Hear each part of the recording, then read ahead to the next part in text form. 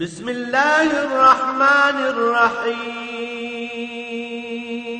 الرحمن علم القرآن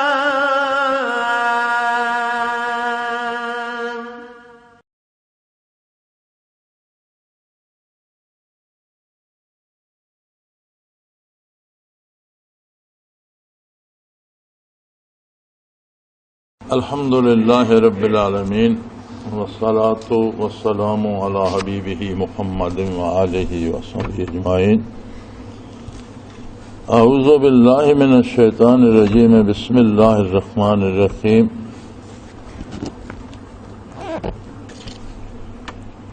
یا ایھا الذین آمنوا ان تطیعوا فریقا من الذین اوتوا الکتاب یردوکم بعد ایمانکم کافرین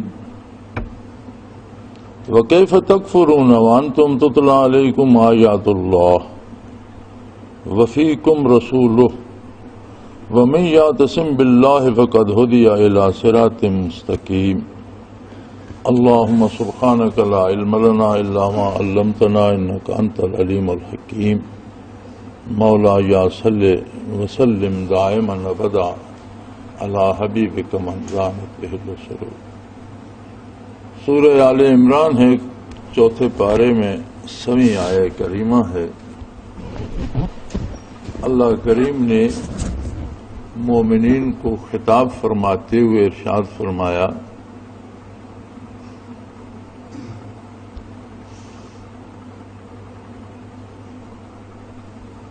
یا ایھا الذین آمنوا ان تطیعوا فریقا من الذین اوتوا الکتاب یردوکم بعد ایمانکم کافرین.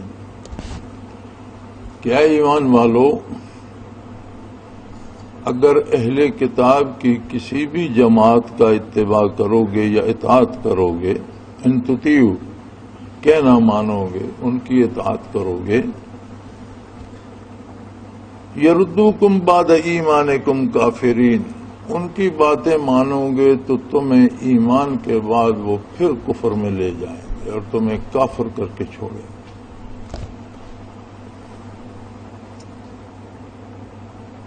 ہمارے ہاں ایک تصور ہے کہ ہم کلمہ پڑھتے ہیں، ہم مسلمان ہیں الحمدللہ، لیکن جو کلمہ اسلام ہے اس کے کچھ تقاضے بھی ہیں. اگر وہ تقاضے پورے نہ کیے جائیں تو وہ مؤثر نہیں ہوتا.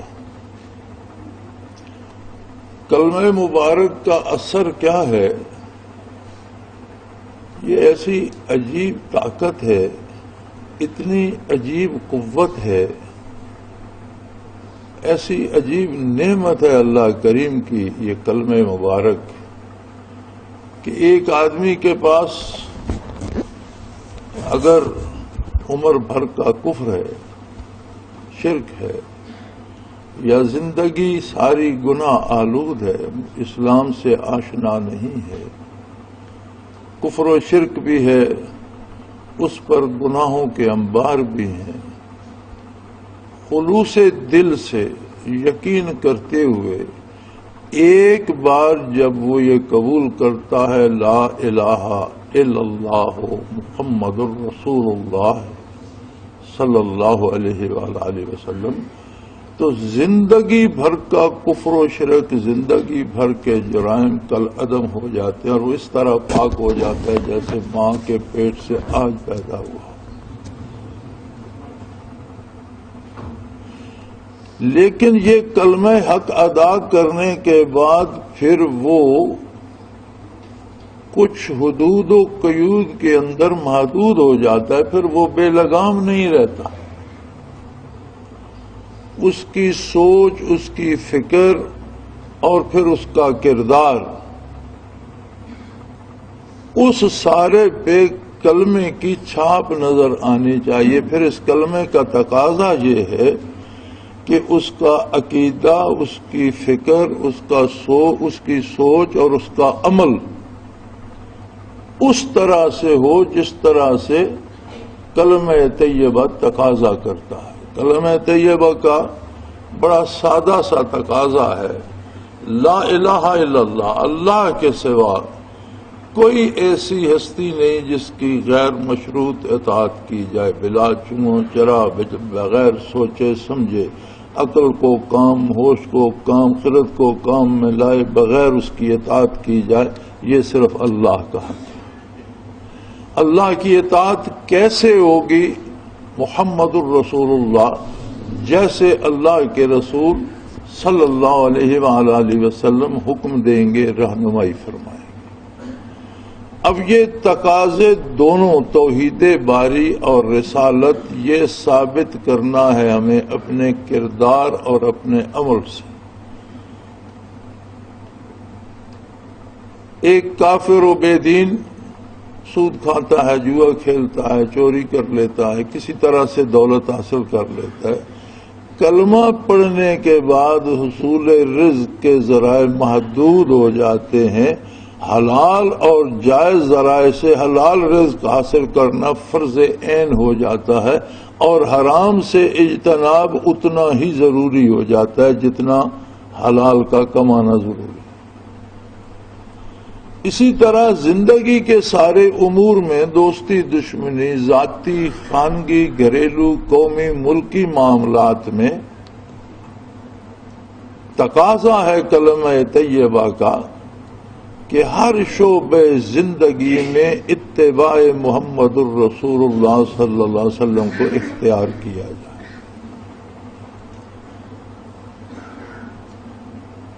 تو جب ہم کلمہ مبارک پڑھ لیتے ہیں، یہ اللہ کریم کا احسان ہے، تو پھر اس پر عمل نہ کرنا تو ایک اور گستاخی بن جاتی ہے۔ جیسے یہود نے کہا تھا کہ سمعنا وعصینا، ہم نے بات سن لی، سمجھ لی، لیکن ہم مانیں گے نہیں، کام اپنی مرضی سے کریں گے۔ حق یہ ہوتا ہے کہ مومن یہ بات ثابت کرے کہ سمعنا و اطعنا، ہم نے سن لی، بات سمجھ لی، اب اطاعت سے اس کا حق ادا کریں گے۔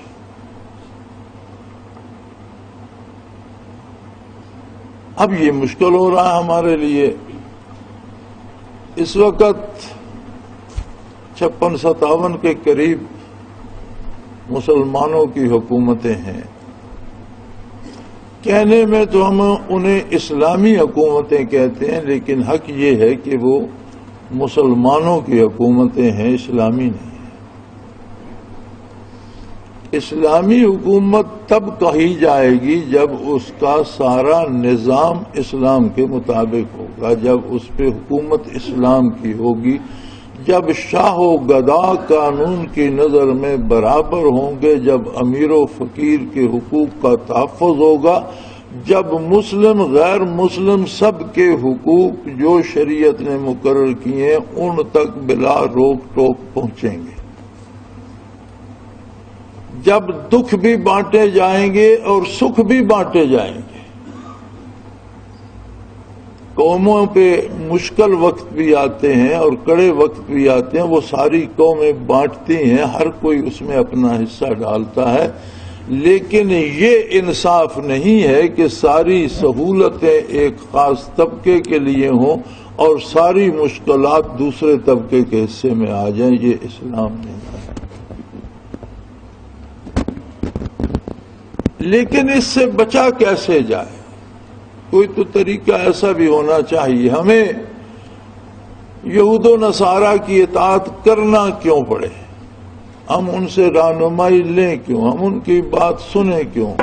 جب ہم مسلمان ہیں تو ہم اہل کتاب کی بات کیوں سنیں؟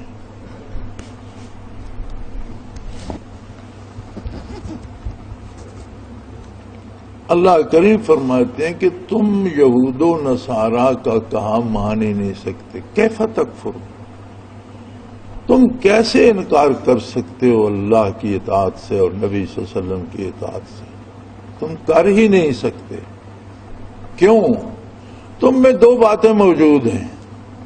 ایک بات تو یہ ہے وَأَنْتُمْ تُتْلَى عَلَيْكُمْ آیات اللہ، تم وہ لوگ ہو جنہیں شب و روز اللہ کے احکام اور اللہ کی آیات اور اللہ کا ذاتی کلام سنایا جاتا ہے۔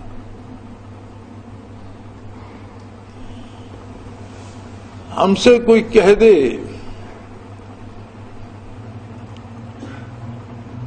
اور یہ روز ہماری روزمرہ کی زندگی میں ہو رہا ہے کہ آج حکومت نے یہ حکم دے دیا ہے تو ہر بندہ اس کے ماننے کے لیے تیار بیٹھا ہوتا ہے. لیکن جب یہ بتا دیا جائے کہ اللہ رب العالمین اور حقیقی حکمران اور مالک اور جس کے قبضہ قدرت میں سب کچھ ہے اور جسے تم معبود تسلیم کر چکے ہو اس کا یہ حکم ہے، اس سے سرتابی کیسے کر سکتے؟ لیکن یا اللہ تو ہماری رسائی سے بالا تر ہے، ہم تجھے دیکھ نہیں سکتے، ہم تیرا کوئی تصور نہیں کر سکتے، ہم تیری بات براہ راست نہیں سن سکتے، ہم تک تیری بات تیرے بندوں کے حوالے سے آتی ہے. ہمیں تیرا ہر جملہ تیرے نبی صلی اللہ علیہ وسلم نے ان خوش نصیبوں کو بتایا جنہیں آپ کی صحبت نصیب اور ہم تک وراثتاً نسلاً بعد نسلاً پہنچا، اور درمیان میں 14 صدیوں کا طویل سفر حائل ہے.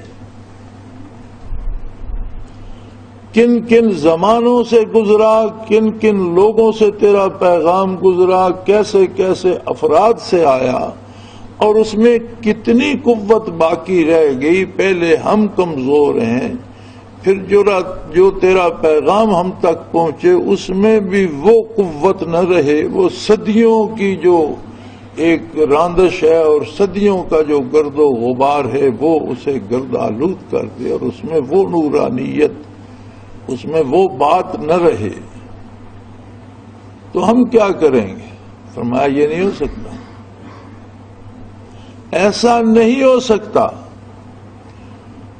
یا اللہ تو قادر ہے، لیکن ہمیں سمجھا تو دے ایسا کیوں نہیں ہو سکتا. یہ تو ہماری عقل تو یہی سوچتی ہے. علماء حق نے بھی بہت بات پہنچائی الحمدللہ، لیکن اس میں ایسے لوگ بھی تھے جو علماء کے نام پر دین کو پیشہ بنائے ہوئے تھے. ایسے لوگ بھی تھے جو تیری آیات کو غلط معنی پہناتے تھے. ایسے لوگ بھی تھے جنہوں نے آیات تو تیرے قرآن کی پیش کی لیکن بات اسلام کے خلاف کی. ایسے لوگ بھی تھے جنہوں نے جھوٹے نبوت کے دعوے کیے اور قصر نبوت کو ڈھانے کی نامراد اور ناکام کوشش کی اور اپنی دلیل کے طور پر تیری آیات پیش کی. تو ہم کہاں جائیں؟ بے شک اہل حق کی قربانیاں بھی ہر زمانے میں موجود ہیں، اللہ کے بندے بھی ہر زمانے میں موجود ہیں، نیک بھی ہر زمانے میں موجود ہیں، لیکن اکثریت ان لوگوں کی آ گئی، ہم تک پہنچتے پہنچتے اکثریت ان لوگوں کی آ گئی جنہوں نے تیرے کلام کو غبار آلود کر دیا. ہم تک تیری ذات کے حوالے سے، تیری کتاب کے حوالے سے ایسی باتیں پہنچائیں جو نہ تیرا منشا تھا نہ تیری کتاب کا منشا تھا. لوگوں نے معنی بدل دیے، مفاہیم بدل دیے. فرمایا تمہارا دل بدلی ہوئی بات کو قبول نہیں کرے گا. یہ کیسے ہوگا؟ فرمایا وفیکم رسولہ، تمہارے درمیان میرا حبیب محمد الرسول اللہ صلی اللہ علیہ وسلم جلوہ افروز ہے. تم کیسے بھٹک سکتے ہو؟ تم کیسے غلطی پہ جا سکتے ہو؟ تمہیں کوئی کیسے غبار آلود کر کے بات بتا سکتا ہے؟ وہ رسول، وہ نبی جس پر وحی نازل ہوئی وہ تمہارے درمیان موجود ہے. یا اللہ، یہ بات تو پہلی بات سے سمجھنا اس کا زیادہ مشکل ہو رہا ہے. یہ بات ہماری سمجھ میں تو نہیں آتی. اللہ جب تیرا دین مکمل ہوا، وہی مکمل ہو گئی، قرآن مکمل ہو گیا، تو تیرا نبی تو اس دنیا سے پردہ فرما گیا. حیات انبیاء کے ہم قائل ہیں الحمدللہ. اس لیے سادہ سی بات ہے کہ اگر شہید جو نبی کی نبوت پہ گواہی دیتے ہوئے جان دے دیتا ہے اسے مردہ کہنا جائز نہیں ہے، تو نبی کو مردہ کون کہے گا؟ حیات النبی ہمارا ایمان ہے کہ انبیاء زندہ ہیں، لیکن زندگی بدل گئی، دنیا میں جلوہ افروز تھے تو اور بات تھی، دنیا سے پردہ فرمایا تو آپ کا وجود عالی، آپ کی ذات عالی زندہ ہے، لیکن عالم برزخ میں جلوہ افروز ہے، دن رات وہاں کے ہیں، موسم وہاں کے ہیں، کھانا پینا وہاں کا ہے، ضروریات برزخ کی ہیں، حضور برزخ میں جلوہ افروز ہیں، ہم دار دنیا میں ہیں۔ فرمایا وجود عالی بے شک دنیا سے پردہ فرما گیا، لیکن نور نبوت اور برکات نبوت تو روک نہیں دی گئی۔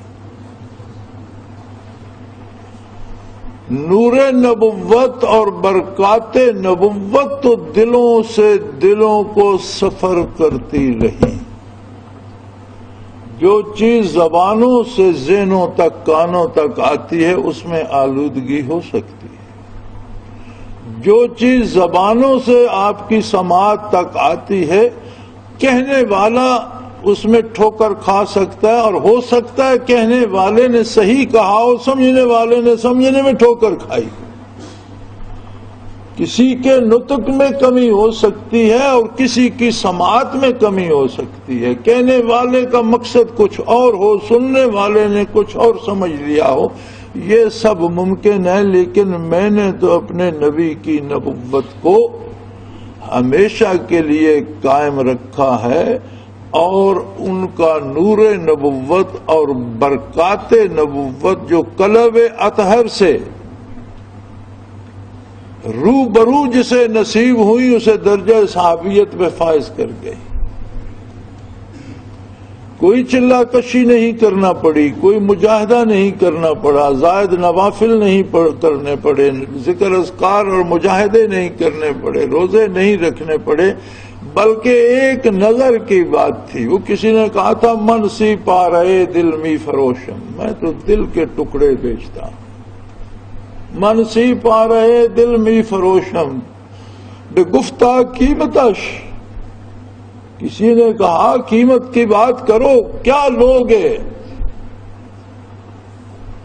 بے گفتہ قیمتش گفتم نگاہے، میں نے کہا ایک نگاہ کے بدلے بیچ دوں گا، ایک نظر کے بدلے دل بیچ دوں گا۔ وہ ایک نظر چاہیے جو دل کو لے جائے۔ بے گفتہ کم ترش، اس نے کہا بھائی مول طول کرو، منہ مانگی قیمت بازار میں کب ملتی ہے؟ تم نے تو ایک ہی بات کر دی، اس میں کوئی کمی بیشی کرو۔ بے گفتہ کم ترش گفتم کے گاہے، میں نے کہا یار زندگی میں کبھی ایک نگاہ صحیح، اگر مول کم کرانا چاہتے ہو تو زندگی میں کبھی ایک نظر صحیح۔ وہ نظر تھی محمد الرسول اللہ صلی اللہ علیہ وسلم کی کہ جسے زندگی میں ایک نظر نصیب ہو گئی شرف صحابیت پہ فائز ہو گئی۔ کیا نظر تھی جس نے مردوں کو مسیحا کر دیا، خود نہ تھے جو راہ پر عالم کے ہادی بن گئے، خود نہ تھے جو راہ پر عالم کے ہادی بن گئے۔ کیا نظر تھی جس نے مردوں کو مسیحا کر دیا۔ لیکن کیا آپ کے وصال کے بعد وہ برکات اٹھ گئی؟ نہیں، وہی درد صحابہ کرام کی نظر الفت میں تھا، جو بھی صحابہ کرام کی صحبت میں پہنچا تابعی ہو گیا، جو تابعین کی صحبت میں پہنچا تبع تابعی ہو۔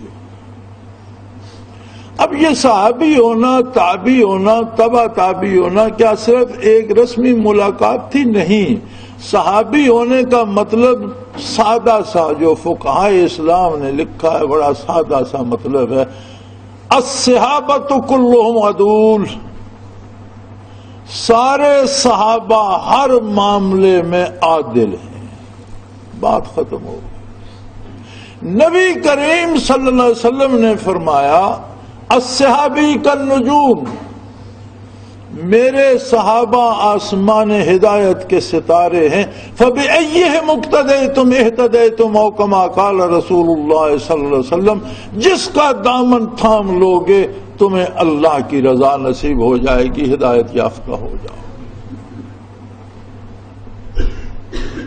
ہو سکتا ہے کوئی شخص پڑھنے لکھنے میں صحابہ سے زیادہ ہو سکتا ہے کسی شخص نے نوافل صحابہ سے زیادہ پڑھے ہو سکتا ہے کسی شخص نے مجاہدہ زیادہ کیا ہو، لیکن ازل سے لے کر ابد تک ساری دنیا کی ولایت اگر یکجا کر دی جائے اور ایک مینار بنایا جائے نور کا اور ولایت کا، تو وہ مینار ختم ہو جائے گا، اس سے آگے صحابہ کا مقام شروع ہو۔ دنیا کے سارے ولی مل کر ایک صحابی کی گرد پا کا مقابلہ نہیں کر سکتے۔ وہ منزل، وہ مرتبہ انہی خوش نصیبوں کے حصے کا تھا جنہیں صحبت پیغمبر نصیب ہوئی، لیکن وہ امین تھے برکات نبوت کے۔ اسی لیے تابعین کا طبقہ مختص ہے کہ کوئی علم میں ان سے بڑھ سکتا ہے، مجاہدے میں ان سے بڑھ سکتا ہے، مرتبے میں غیر تابعی کے سامنے کھڑا نہیں ہو سکتا، اس لیے کہ وہ تابعی ہے، اس نے کسی صحابی کی صحبت پائی ہے، اسے وہ نظر ملی ہے جس نظر نے محمد الرسول اللہ صلی اللہ علیہ وسلم کو دیکھا تھا۔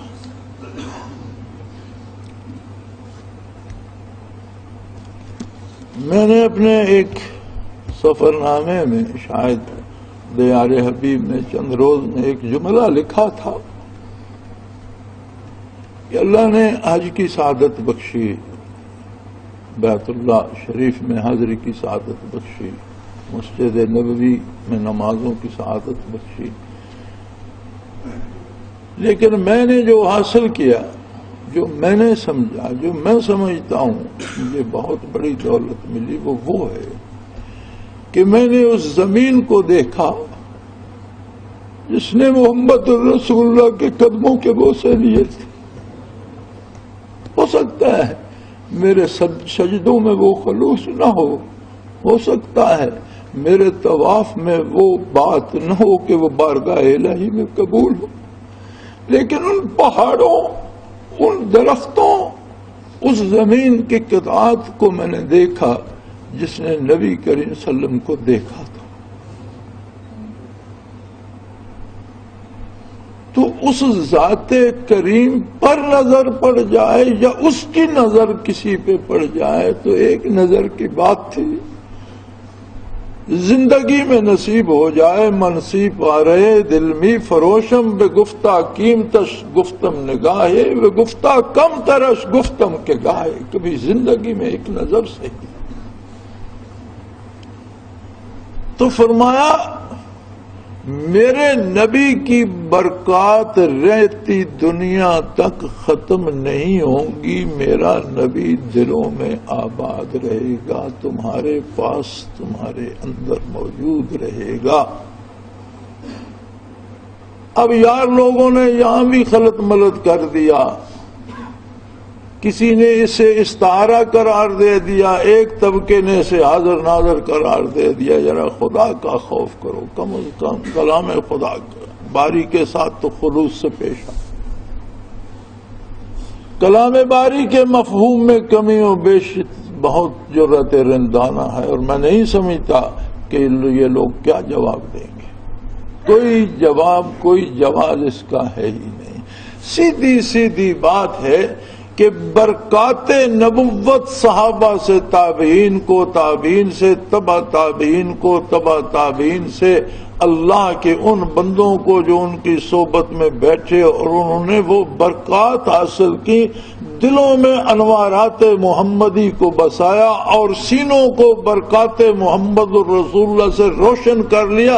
فرمایا جب نور محمد کا چراغ تمہارے دل میں روشن ہے، تم کیسے کافر ہو سکتے ہو؟ تم نہیں ہو سکتے۔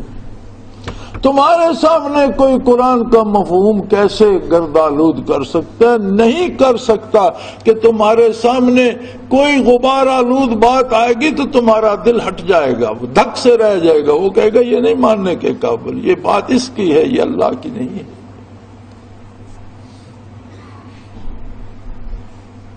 کتنے اولیاء اللہ ایسے گزرے ہیں جو پڑھے لکھے نہیں تھے، لیکن علماء ان پر مختلف روایات پیش کرتے، وہ کہہ دیتے تھے نہیں یہ بات حضور کی نہیں ہے۔ وہ جب وہ عالم ہی نہیں تھے، وہ روایت کو نہیں جانتے تھے، اس کی درایت کو نہیں جانتے تھے، اس کے راویوں پہ بحث نہیں کرتے تھے، وہ کچھ نہیں جانتے تھے اس کے بارے، تو وہ کیسے کہہ دیتے تھے؟ ان کے دل میں انوارات محمد الرسول اللہ ہوتے تھے۔ جب ان کا دل بات قبول نہیں کرتا تھا، وہ کہتے تھے یہ آقا کا ارشاد نہیں ہے، یہ موضوع حدیث ہے، گھڑی ہوئی ہے، کسی نے اپنے پاس سے گھڑ لی۔ اور یہ ایک واقعہ نہیں ہے، اہل اللہ کی تاریخ میں ایسے بے شمار واقعات ملتے ہیں۔ تو کفر و الحاد کا شکوہ تو ہم بہت کرتے ہیں، ظلم و جور کی بات بھی بہت ہوتی ہے، کافرانہ نظام کی بات بھی ہوتی ہے، ہمیں اس سے شکایت بھی ہے، لیکن ہم اس کا اہتمام کیوں نہیں کرتے کہ اس کے رد کے لیے جو نسخہ اللہ کریم نے تجویز فرمایا وہ استعمال کریں۔ تو بنیادی بات یہ ہے کہ جب تک انوارات محمدی برکات نبوت سینے میں دل میں نہیں ہوں گی، یہی حال ہوگا جو عام دنیا میں آپ دیکھ رہے ہیں کہ نام کو ہم مسلمان ہیں، وضع میں تم ہو نصارا اور تمدن میں ہنود، شکل تم نے نصرانیوں جیسی بنا رکھی ہے اور رسوم و رواجات تمہارے ہندوؤں کے ہیں، وضع میں تم ہو نصارا اور تمدن میں ہنود، اور یہ مسلمان جسے دیکھ کے شرمائے یہود۔ یہ کیسا مسلمان ہے کہ دنیا کی بدترین اور اللہ کی راندی ہوئی قوم یہودی بھی اسے دیکھ کے شرمائے، اس سے زیادہ تو وہ اپنے مذہب پہ کاربن۔ ایسا کیوں ہو رہا ہے؟ اس لیے کہ ہم نے اس طرف توجہ چھوڑ دی، ہم نے دلوں میں محمد الرسول اللہ صلی اللہ علیہ وسلم کو بسانا چھوڑ دیا، اس طرف توجہ ہی چھوڑ دی۔ بلکہ اب تو ایسا وقت آ گیا ہے، خدا اللہ کریم ہمیں معاف فرمائے، اب سے اگر صرف نصف صدی 50 سال پہلے کی بھی تاریخ علماء کی پڑھیں تو ہر عالم بڑے اعلیٰ اساتذہ سے علوم حاصل کرنے کے بعد کسی نہ کسی صوفی کی درگاہ پہ جاتا تھا، رہتا تھا، اللہ اللہ سیکھتا تھا اور وہاں سے اجازت حاصل کر کے میدان عمل میں آتا۔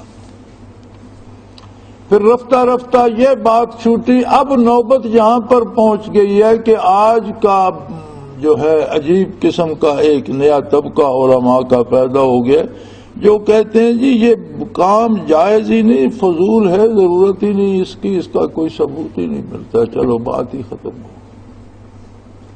یعنی سارا معاملہ ذہنوں اور دماغوں تک آ گیا، دل کی ضرورت ہی نہیں۔ میں اگلے دن خود سن رہا تھا، ایک بہت بڑا مبلغ، بین الاقوامی مبلغ، اور اس پر ٹیلی ویژن پر ہی سوال ہو رہا تھا کہ قرآن کریم تو بڑی دفعہ دل کی بات کرتا ہے، آپ نے کبھی روحانیت کی، قلب کی، قلبی کیفیات کی بات نہیں کی؟ تو اس نے سرے سے سادہ سی بات کی، قرآن جہاں دل کہتا ہے وہاں عقل مراد ہے، چلو بات ہی ختم ہو، قصہ ہی پاک ہو گیا۔ تو اس کا مطلب تو یہ ہوا کہ یہ جو شرعاً ضروری ہے تصدیق قلبی ایمان کے لیے، وہ تو زیادہ ضرورت اڑ گئی نا، پھر تو صرف دماغ کی بات رہ گئی، دماغ نے مان لیا تو مان لیا۔ ہم ایسے دور میں پہنچ گئے ہیں کہ جہاں علم کے نام پر جہالتیں بانٹی جا رہی ہیں۔ اور جہاں دین کے نام پر بے دینی پھیلائی جا رہی ہے۔ اب اگر طبقہ علماء یہاں پہنچ گیا ہے تو آپ دنیا دار حکمرانوں سے اور لالچ کے مارے ہوئے چور اور چکوں سے جو ہیلے بہانے کر کے اور غریب لوگوں سے ووٹ خرید کے 2-2 4-4 کروڑ خرچ کر کے MNA بنتے ہیں، ان سے آپ توقع رکھتے ہیں کہ وہ آپ کو دینی حقوق دیں گے، آپ کی اسلام کے جو قاعدے اور ضابطے ہیں وہ آپ پر لاگو کریں گے۔ اب یہ نظام آخری دموں پر ہے، اور یہ نظام جس میں ہم جی رہے ہیں یہ کون سا نظام ہے؟ جب انگریز نے برے صغیر پر قبضہ کیا تو بڑی بڑی غلط فہمیاں ہم میں میرے پاس آ جائے گا، مرشد میں نے مضمون بھیجا ہے، وہ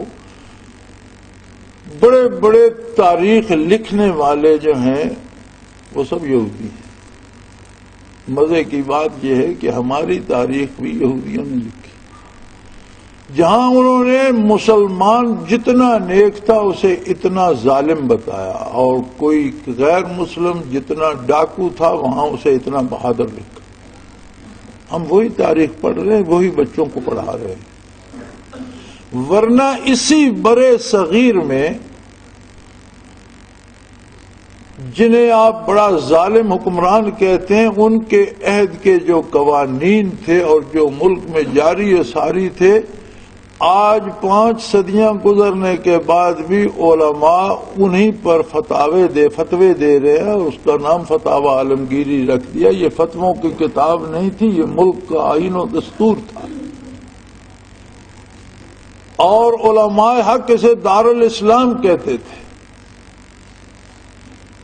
جب غیر اسلامی طاقتوں کا قبضہ ہوا اور انہوں نے اپنا نو آبادیاتی نظام نافذ کیا تو علماء نے انگریز کے تسلط کے بعد فتویٰ دیا تھا کہ اب برِ صغیر دارالحرب ہے، اور دارالحرب کی اور بہت سی خصوصیات کے ساتھ ایک بات یہ ہوتی ہے کہ اس میں جمعے کی نماز نہیں ہوتی، لوگ جمعے کی سعادت سے محروم ہو جاتے ہیں جب تک جہاد کر کے کفار کے پنجے سے چھین کر وہاں اسلام نافذ نہیں کرتے، وہ جمعے کی سعادت سے محروم رہے۔ اور مجھے یاد ہے کہ ہم جب جمعہ ادا کرتے تھے تو اس کے بعد 4 رکعت ظہر کے فرض بھی پڑھا کرتے تھے، اور ہمارے مولوی کہتے تھے یہ احتیاطی پیشی ہے، ظہر کو پیشی کہتے تھے نہ، احتیاطی پیشی ہے، احتیاطاً ظہر ادا کر لو، دارالحرب ہے، جمعہ ہوا کہ نہیں۔ کیوں؟ اس لیے کہ یہاں غیر انگریز رہتے تھے، اس لیے نہیں۔ جو ضابطۂ حیات تھا، جو ملکی قانون تھا، وہ سارا بدل دیا گیا، اور انگریزوں نے ایک قانون بنایا، فوجداری بھی، سویلین بھی، معاشی بھی، سیاسی بھی۔ وہ قانون نو آبادیاتی تھا، یعنی جہاں انگریز قبضہ کر کے اپنی حکومت بناتے تھے ان لوگوں کو غلام بنا لیتے تھے، غلاموں کو غلام رکھنے کے لیے قانون بنائے جاتے تھے، ضابطے بنائے جاتے تھے۔ تو کیا گزشتہ 60 سالوں میں وہ نظام بدل گیا؟ وہ قانون بدل گئے، وہ دستور بدل گئے، وہ طریقہ کار بدل گیا؟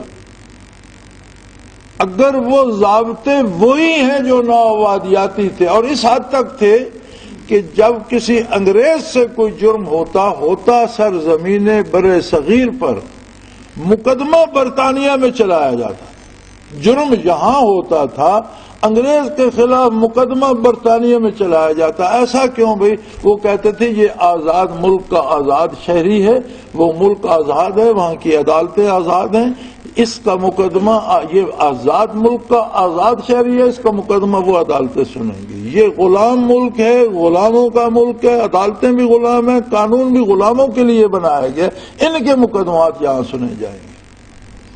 تو کیا آج وہ نو آبادیاتی نظام بدلا ہے؟ ہرگز نہیں۔ وہی زنجیریں ہاتھوں میں، وہی زنجیریں پاؤں میں، وہی توق گلے میں ہے، صرف پہلے اس کا سرا انگریز کے ہاتھ میں تھا، اب کالے انگریزوں کے ہاتھ میں دے دیا گیا۔ تو یہ ہماری غلط فہمی ہمیں روز بتایا جاتا ہے، پاکستان آزاد ملک ہے، تم ایک آزاد قوم ہو، جس کا نتیجہ یہ ہوتا ہے کہ لوگوں کی توقعات وہ ہوتی ہیں جو آزاد لوگوں کے ساتھ سلوک کیا جانا چاہیے، اور بیچارے حقیقت میں ہیں غلام۔ ایک بندہ غلام ہے، غلامی کی زنجیروں میں جکڑے ہوئے، اسے آپ اس غلط فہمی میں مبتلا کر دیتے ہیں کہ تم آزاد ہو، تمہارے اور تمہارے مالک کے حقوق برابر ہے۔ کبھی غلام اور آزاد کے حقوق برابر ہوتے ہیں؟ مالک اور غلام کا حق ایک جیسا تو نہیں بنتا۔ تو یہ پوری قوم جسے حکومت 16 کروڑ کہتی ہے، اور میرے خیال میں لم سم 21 کروڑ آبادی ہے پاکستان کی، حکومت کو تو فرصت ہی نہیں نا کہ وہ دیکھے کہ کتنے لوگ ہیں۔ آپ کسی شہر کی آبادی سرکاری لے کر دیکھ لیں کہ اس شہر میں لوگ کتنے، حکومت کیا بتاتی ہے۔ خانہ شماری ہوتی ہے، گھروں پہ نمبر لگے، پھر اس میں مردم شماری ہوتی ہے، گھر کے افراد گنیں گے، لیکن جن کا خانہ ہی نہیں ہے ان کو کون گنے گا؟ جن کے پاس مکان ہی نہیں ہے وہ کہاں گئے؟ آدھا آدھا شہر تو بے گھر کا بستہ ہے، ان کی گنتی کون کرے گا؟ لیکن کسے فرصت ہے؟ غلاموں کی ضرورت کیا ہے؟ اتنا شمار کرو اور سب کے لیے کھانے پینے کا انتظام کرو، سہولتوں کا انتظام کرو۔ غلام تو جانوروں کی طرح ہوتے ہیں، کسی کو تنخواہ مل گیا، کسی کو نہ ملا، کسی نے آج پانی پی لیا، کسی کو کل پلا دیں گے۔ جانوروں کی اتنی فکر کون کرتا ہے؟ غلام تو جانور سے بھی بدتر ہوتا ہے۔ غلام کے پاس تو شکایت کی گنجائش بھی نہیں ہوتی، اور یہاں روز جلوس نکلا ہوا ہوتا ہے۔ بے وقوف یہ نہیں جانتے کہ تم غلام ہو، جلوس نکالنا ہے تو آزادی کے لیے نکالو، جلوس نکالنا ہے تو غلامی کی زنجیریں توڑنے کے لیے نکالو۔ مطالبہ کرتے ہیں اسلام نافذ کو، غلام کو مطالبے کا کیا حق ہے کہ نظام بدل دو اور وہ نظام لاؤ؟ پہلے غلامی کو گردن سے اتارو، پہلے زنجیریں توڑو ہاتھوں اور پاؤں کی، گردن سے غلامی کے توق اتارو۔ تو ہم اس خوش فہمی میں مبتلا ہیں، یہ توق اتارنے کے لیے دنیا میں کون آیا؟ قرآن فرماتا ہے میں نے اپنے نبی کو، اللہ کا کلام ہے، میں نے اپنے نبی کو اس لیے مبعوث فرمایا ہے کہ بندوں کی گردنوں سے بندوں کی غلامی کی زنجیریں توڑ دے اور انہیں آزاد کر دے۔ یہ غلامی کے توق ٹوٹیں گے کہ پہلے برکات محمد الرسول اللہ کو دل میں بساؤ، سینوں کو آباد کرو، پھر تمہیں ہوش آئے گا، پھر تم میں زندگی آئے گی، تم میں حیات نو آئے گی۔ زندہ لوگ آزادی کے لیے لڑا کرتے ہیں، قبروں سے اٹھ کر مردے آزادی کی آرزو میں لڑا نہیں کرتے۔ اور جس دل میں نور محمد نہیں ہے اس میں حیات کہاں سے آ گئی؟ وہ تو ایک عرب شاعر نے کہا تھا وَأَجْسَامُهُمْ قَبَلَ الْقُبُورِ قُبُورُ، قبر میں جانے سے پہلے ان کے جسم روحوں کی قبریں بن گئے، چلتی پھرتی قبریں ہیں، انہیں کیا پتہ آزادی کیا ہوتی ہے اور آزادی کیا نعمت ہے۔ آزادی تو یہ ہوتی ہے کہ فاتحین عالم میں، میں نے فہرست پڑھی، فاتحین عالم کی 7-8 نام آتے تھے، مجھے صحیح تعداد یاد نہیں لیکن کم و بیش اتنے ہی تھے۔ اس نے 600 میل علاقہ فتح کیا اپنی زندگی میں، اس نے 1000 میل علاقہ فتح کیا، اس نے 1,00,000 میل علاقہ فتح کیا، اس نے 3,00,000 میل علاقہ فتح کیا، 3,00,000 مربع میل علاقے پر اس نے اپنی زندگی میں تسلط جما لیا تھا، فتح کر لیا، یہاں آ کے ختم ہو جاتا۔ پھر ایک نام آتا ہے عمر فاروق اعظم رضی اللہ تعالی۔ اللہ کے اس بندے نے 10 سالہ عہد میں 26,00,000 مربع میل علاقہ فتح کیا۔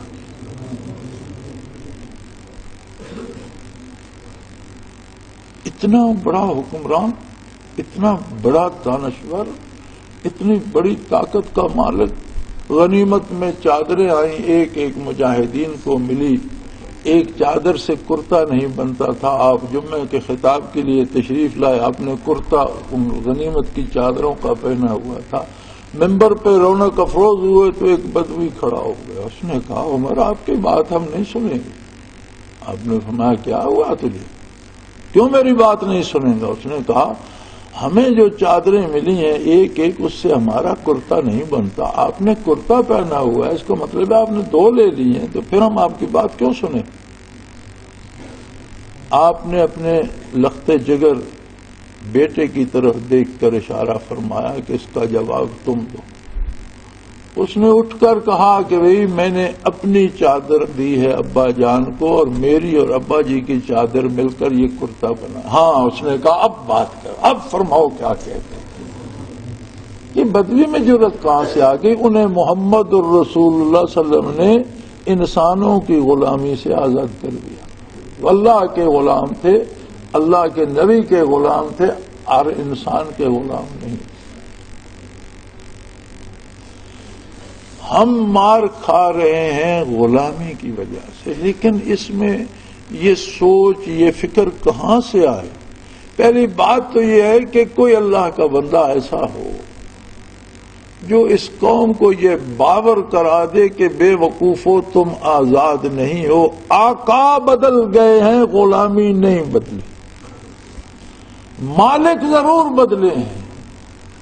پہلے زنجیر کا سرا انگریز کے ہاتھ میں تھا, اب اس ملک کے انگریزوں کے ہاتھ میں ہے, ان لوگوں کے ہاتھ میں ہے جو انگریز کے کتے نہلاتے تھے, اس کے جوتے پالش کرتے تھے, اور اس کے طفیل انہیں جاگیریں ملتی تھی, وہ قابض ہیں اب اس زنجیر پر.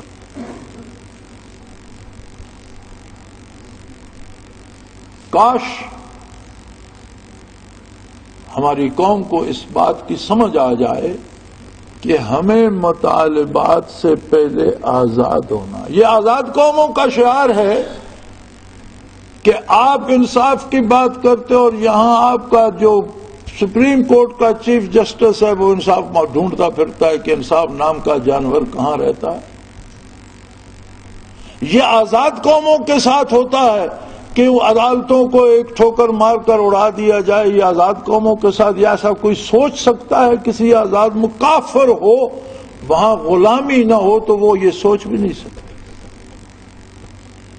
کسی آزاد ملک میں یہ سوچا جا سکتا ہے کہ پورے ملک کے وکلاء اور ایک پڑھا لکھا طبقہ کئی دن اور سینکڑوں میل لمبا جلوس لے کر فریاد کرے اور کسی کے کان پر جوں تک نہ رینگے؟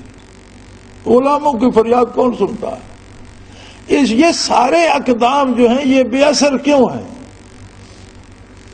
ہماری دینی سیاسی جماعتیں بھی شور کر کر کے تھک گئی. آزاد ملک, آزاد ملک. خدا کے لیے کوئی ان کو سمجھائے کہ نہ ملک آزاد ہے نہ ہم آزاد ہیں. اور میں یہ کہتا ہوں کہ دینی سیاسی جماعتیں بھی آزاد نہیں ہیں. کوئی آواز اٹھا کر دیکھے سربراہان کے خلاف, پتہ چلے گا کہ جماعت آزاد ہے. دھکے دے کر جوتے مار کر جماعت سے نکال دیا جائے گا. آزاد لوگوں کے ساتھ یہ سلوک ہوتا ہے؟ کوئی کسی پیر خانے پہ سوال کر کے دیکھے کہ آپ نے ایسا کیوں کیا؟ پیر صاحب کے مزاج کے خلاف کوئی بولے تو بھائی محاسبے کا حق تو ہر ایک کو حاصل ہے. کوئی ادارہ محاسبہ کرانے کو تیار ہے, کوئی مولانا, کوئی پیر, کوئی دینی شخصیت ہے میرے سمیت, کوئی یہ چاہتا ہے کہ کوئی مجھ سے پوچھے کہ تم نے کیا کیا, یہ کیوں کیا؟ تو پھر تو یہ ساری ہر طرف غلامی چھائی ہوئی ہے. اور غلاموں کے حقوق نہیں ہوتے. غلاموں کو غلامی قائم رکھنے کے لیے, ان سے خدمت لینے کے لیے صرف زندہ رکھا جاتا ہے کہ مر جائیں گے تو ہماری خدمت کون کرے گا, انہیں زندہ رکھو. یہ نہیں دیکھ, شریعت نے غلاموں کا وہ پردہ نہیں رکھا جو آزاد مرد کا ہے. جو آزاد عورت کا سطر ہے وہ غلام عورت کا نہیں ہے. غلاموں کے کون سے حقوق ہوتے ہیں؟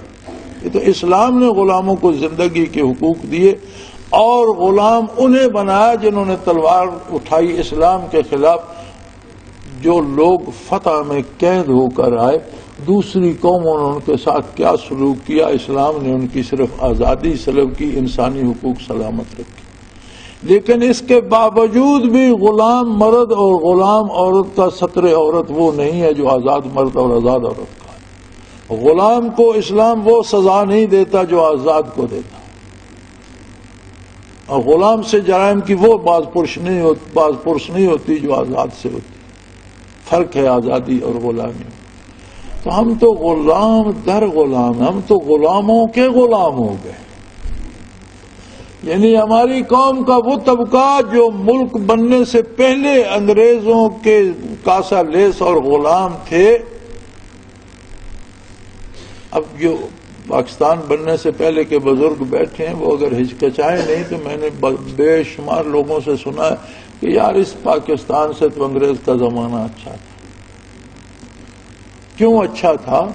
کہ ہم ایک آزاد قوم کے غلام تھے تو وہ نسبتاً بہتر سلوک کرتے تھے. جب ہم غلاموں کی غلامی میں آ گئے تو وہ خود غلام ہیں، وہ ہمارا کیا دیکھ بھال کریں گے، انہوں نے ہمیں پیس کے رکھ دیا. اب بھی وہ اپنے آقاؤں سے منحرف نہیں ہوئے. آپ نے بڑے ووٹ دیے، ممبر چنے، اسمبلی میں فیصلے ہوں گے، کہاں ہوتے ہیں جی؟ یہ میٹنگ دبئی میں ہوگی، یہ میٹنگ لندن میں ہوگی.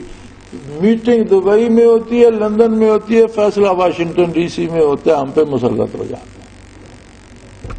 وہ اپنے آقاؤں سے حکم لیتے ہیں، ہمیں اپنے آقاؤں کا ماننا پڑتا ہے. اور ہم وہ بدبخت قوم ہیں جو اپنے لیے چور، اچکوں، بدماشوں، بے دینوں کو آقا منتخب کرتے ہیں. کوئی شریف آدمی آپ کے نظام میں الیکشن کے لیے کھڑا ہونے کا سوچ بھی نہیں سکتا. یہ ساری بربادیاں جن کا رونا میں رو رہا ہوں. ہمارے مولوی صاحب وضو کرنے کا طریقہ بتاؤ، نماز کی تکبیریں بتاؤ، رکوع اور سجدہ بتاؤ، کس فن جھنجٹ میں پڑ گئے تم. لوگوں کو دین سکھاؤ. بھائی لوگوں کو دین کس کام آئے گا اگر لوگ غلاموں کا دین کیا ہوتا؟ لوگ رائے رکھنے میں آزاد نہیں ہوں گے، بات کرنے میں آزاد نہیں ہوں گے، اذان سن کر مسجد جانے میں آزاد نہیں ہوں گے، شرعی داڑھی رکھنے کی اجازت نہیں ہوگی. داڑھی رکھو گے نوکری سے نکال دیں گے، نماز کے لیے اٹھو گے دفتر سے نکال دیے جاؤ گے، سلوار قمیض پہنو گے تو نوکری نہیں ملے گی. اس قدر ذلت اور غلامی میں پھنسی ہوئی قوم کو مولوی صاحب کیا بات بتائیں؟ اس قوم کا تو بنیادی مسئلہ یہ ہے کہ اسے بتایا جائے کہ لوگوں تم غلام ہو، آزادی کے لیے جہاد کرو، آزادی کے لیے جد و جہد کرو، آزادی کے لیے کوشش کرو، محنت کرو، سیکھو، پڑھو، علم حاصل کرو.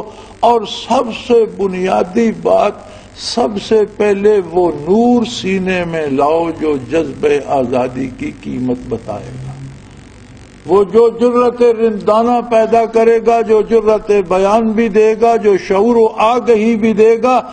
تم کیسے مار کھا سکتے ہو؟ وفیکم رسول، اللہ کا رسول تو تم میں موجود ہے. بتاؤ پاکستان کے 21 کروڑ لوگوں کے مسلمان جو ہیں ان کے کتنے دلوں میں نور محمدی ہے؟ کتنے لوگوں کے دل روشن ہیں؟ کتنے لوگ لطائف سے آشنا ہیں؟ کتنے لوگوں کو مراقبہ فنا فی الرسول حاصل ہے؟ کتنے لوگ ہیں؟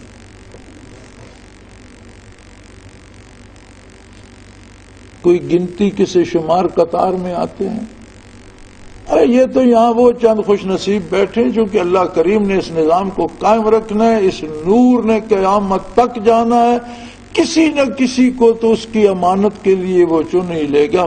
میرے سمیت میں سمجھتا ہوں کہ ہم میں کوئی بھی حق کا متلاشی نہیں آیا. ہمیں حادثات یہاں لے اور قدرت نے ہمیں یہ غلامی دے دی، اور اس کا بڑا احسان ہے کہ اس نے یہ سعادت بخش دی کہ ہم اس نور کے امین بن گئے. ورنہ ہم سے شکل و صورت میں اچھے، علم میں اچھے، قابل و لائق، طاقتور اور دولت مند لوگ دھکے کھاتے پھرتے ہیں، انہیں سیدھا کلمہ نہیں آتا، دین سے آشنا نہیں ہے. تو میرے بھائی دو ہی طریقے اللہ نے، دو نسخے اس بیماری کے بتائے ہیں کہ تم کافر کی غلامی سے چھوٹ جاؤ گے اور انسان کی غلامی سے چھوٹ جائے گا. اس لیے کہ یتلا علیکم آیات اللہ، تم پر اللہ کی آیات پڑھی جاتی ہیں. اللہ کی آیات کو بے غبار سمجھو، ان پر عمل کرو. قوت عمل کہاں سے ملے گی؟ وفیکم رسولو، میرا حبیب اور اس کی برکات تو تمہارے سینے میں بستی ہیں. فیکم، تمہارے پاس، تمہارے اندر، تم ہی میں موجود ہے. آپ ہی کی نبوت موجود ہے، آپ ہی کی برکات موجود ہے، آپ صلی اللہ علیہ وآلہ وسلم ہی کا نور موجود ہے، لیکن کوئی دل میں لائے بھی، کوئی دل میں بسائے بھی۔ اور اگر دل نور محمدی سے خالی ہوں گے، سینے نور محمدی کے امین نہیں ہوں گے، قرآن کی سمجھ نہیں آئے گی، قرآن کی سمجھ نہیں آئے گی، آزادی کی قیمت نہیں آئے گی، نہ تم آزادی کی تمنا کرو گے، غلامی میں بھیڑیاں رگڑ رگڑ کر مر جاؤ گے۔ اور پھر مصیبت یہ ہے کہ کسی غلام کو یقین ہو، اعتبار ہو کہ میں غلام ہوں، تو اس غریب کی خواہشات گھٹ جاتی ہیں، اس کی تمنائیں کم ہو جاتی ہیں، اور اس غلامی کے دائرے کے اندر وہ مطالبے کرتا ہے۔ اور کسی غلام کو اس خوش فہمی میں مبتلا کر دو کہ تم آزاد ہو، تو اس کے مطالبے آزاد لوگوں کے بن جاتے ہیں، عملاً وہ غلام ہوتا ہے، لہذا کبھی نہ کوئی مطالبہ اس کا سنا جاتا ہے، نہ پورا ہوتا ہے۔ یہ ایمان سے کہو، مسجد میں باوضو میں بھی بیٹھا ہوں، آپ بھی، کیا ہمارے احتجاج، ہمارے جلوس، ہمارے مطالبات کو کوئی سن رہا ہے؟ کسی کو پرواہ ہے؟ تو غلاموں کو مطالبے کرنے کا حق کب حاصل ہے؟ اوپر بیٹھے ہوئے لوگ ہنستے ہیں کہ دیکھو ان بے وقوفوں کو، انہیں اپنی حیثیت کا پتہ نہیں، اور پھر یہ چلے ہیں مطالبہ کرنے۔ وہ کہتے ہیں 2 دن شور کریں گے، 3 دن کریں گے، تھک ہار کر گلے پھاڑ کر گھر چلے جائیں، کوئی نتیجہ نہیں نکلتا۔ اس لیے نہیں نکلتا کہ ہم غلامی میں جکڑی ہوئی محکوم قوم ہیں، اور علماء کا وہ فتویٰ اب بھی بحال ہے کہ برِ صغیر دارالحرب ہے۔ میں یہ سمجھتا ہوں، اور ہر اہل علم اس کی تصدیق کرے گا، کہ یہ دارالسلام نہیں بن سکا جب تک اسلام عملاً نافذ نہیں ہوگا، بندے بندوں کی غلامی سے آزاد ہو کر اللہ کی غلامی میں نہیں آ جائیں گے، جب تک ہر بڑا چھوٹا مکلف مسلمان اتباع شریعت کو اختیار نہیں کرے گا۔ یہاں کا نظام سودی ہے، اور سود کھانے والا، اللہ نے بڑی سخت سزا رکھی ہے زنا پر، بہت سخت، کہ شادی شدہ مرد شادی شدہ عورت سے زنا ثابت ہو جائے شرعی طریقے سے، تو پھر سر عام لوگوں کے ہجوم میں انہیں پتھر مار مار کر مار دو، اور کوئی ان پر رحم نہ کھائے، لوگوں کو دکھا کر مارو،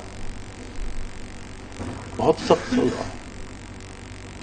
لیکن جب سود کی بات آئی تو فرمایا سود خور اگر سود سے باز نہیں آتا تو اللہ کے رسول کے ساتھ اس کا اعلان جنگ ہے، اور سزا نافذ کی، سخت ترین کی، پھر بھی سزا تو ہے، بندہ تو اپنایا کہ یہ ہمارا بندہ ہے، اس سے غلطی ہوئی، اسے یہ سزا دی جائے گی۔ لیکن جو سود سے باز ہے، فرمایا یہ میرا بندہ نہیں ہے، میرے مقابلے میں کھڑا ہے، اس سے جنگ ہوگی، تو بتاؤ یہ سخت ہے یا وہ سخت؟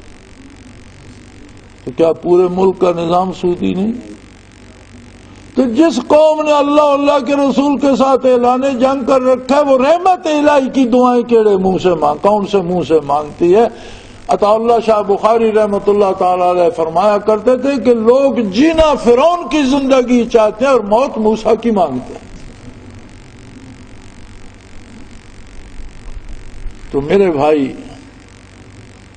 زندگی، کامیابی، آزادی کا نسخہ ہے برکات محمد رسول اللہ کو دلوں میں بساؤ، قرآن کریم کو بے غبار سمجھو، غلامی کی زنجیروں کو توڑ دو، آزاد ہو جاؤ، صرف اللہ کی غلامی رہے، بندوں کی غلامی کو جواب دے دو، ٹھوکر مار دو۔ زندہ رہنے کا ایمان کے ساتھ، ایمان پر مرنے کا اور آخرت کی کامیابی کا ایک ہی نسخہ ہے، اور اسے یاد رکھو، وَفِيكُمْ رَسُولُهُ وَمَن يَعْتَصِم بِاللَّهِ فَقَدْ هُدِيَ إِلَىٰ صِرَاطٍ مُسْتَقِيمٍ۔ جس نے اللہ جل شانہ کی رسی کو، اللہ کے دین کو، اللہ کے ضابطوں کو، اللہ کے قوانین کو اختیار کر لیا، اس کی ساری مشکلیں آسان ہو گئیں اور وہ سیدھے راستے پہ پہنچ گیا۔ اس کے راستے میں کوئی خاردار جھاڑی نہیں آئے گی، کوئی گڑھا نہیں آئے گا، کوئی خندق نہیں آئے گی، کوئی تکلیف نہیں ہوگی، وہ سیدھے راستے پر چلا گیا۔ اللہ کریم ہمیں اس کا شعور بھی دے اور یہ نعمت نصیب بھی کریں. وآخر دعوانا ان الحمدللہ رب العالمین. اللہ اللہ اللہ اللہ اللہ اللہ اللہ اللہ.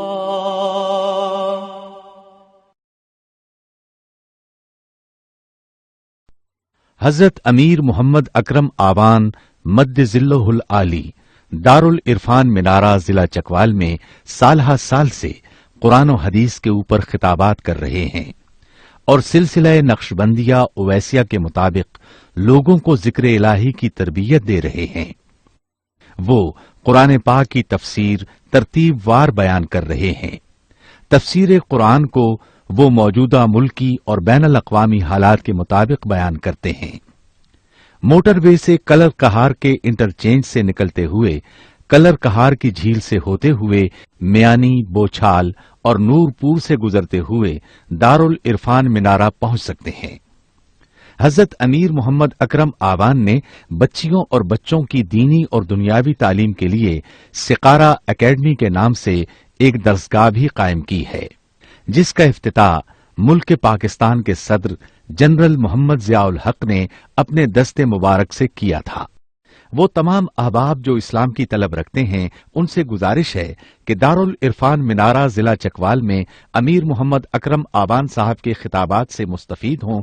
وہ ہر جمعے کو نماز سے پہلے بیان فرماتے ہیں.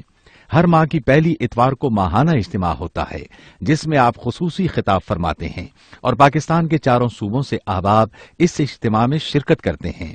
اس کے علاوہ یہاں سال میں 2 مرکزی اجتماعات بھی ہوتے ہیں، ایک رمضان المبارک میں اعتکاف کا اجتماع اور دوسرا جولائی اور اگست میں 40 دن کا اجتماع ہوتا ہے جس میں روحانی تربیت کی جاتی ہے. اپنا خون سیماب دے کر اتنا ہم کر جائیں گے، نام آقا کا چمن میں پھر رقم کر جائیں گے.